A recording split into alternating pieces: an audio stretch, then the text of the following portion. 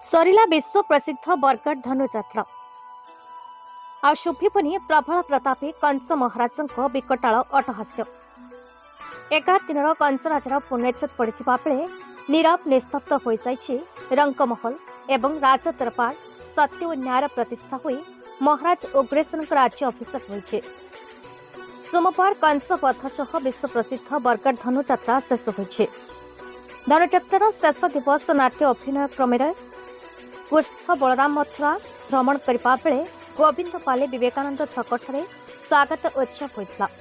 पर कृष्ण बलराम मंच पहुंची शिवधनु भंग करते। यापर सेनापति सात्युकी भगवान श्रीकृष्ण शरणागत होगा राज्य दरबार में महाराज कंस पाखक नहीं जाते।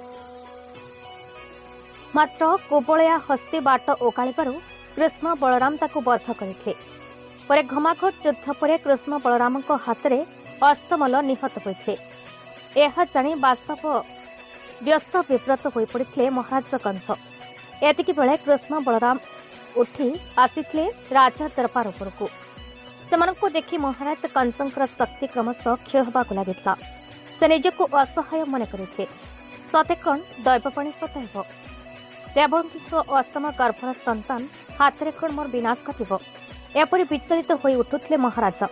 तेबे अस्थिर चेत सत्वे निजकु संभाली युद्ध घोषणा करथिले। मामू भणजा महासमर मामू कंस होइथिले धराशायी। दरबार तलकू गड़ीपड़ी शेष निश्वास त्याग करथिले। यापर कृष्ण बलराम उग्रसेन को पाछोटी नहीं पुणी थे मथुरा सिंहासन में बसाई।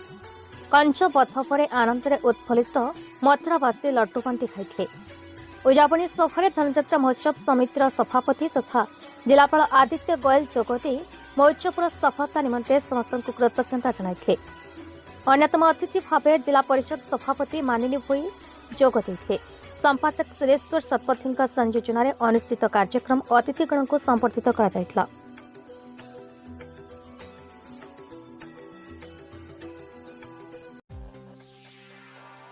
बरगढ़ जिलूर टिकेलाल त्रिपाठी रिपोर्ट, भारत न्यूज।